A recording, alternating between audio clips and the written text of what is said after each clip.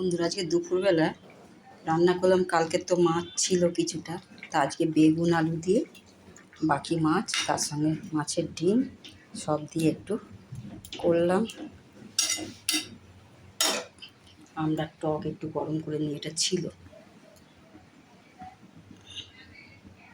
আর একটু তোমার এই ক্যাপসিকাম দিয়ে পনিরের তরকারি করলাম। এক ছেলে মাছ খায় না। এই একটা ওল পড়ে আছে, এটাকে শোলা কচু যেটা বলে, এটা একটু ভাতে দেবো।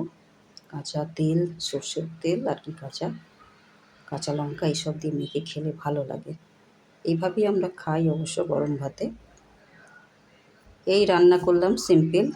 আপনারা সবাই ভালো থাকুন, সুস্থ থাকুন।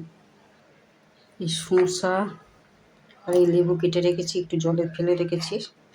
এগুলো তো থাকেই খাবারের সঙ্গে। সবাই ভালো থাকুন।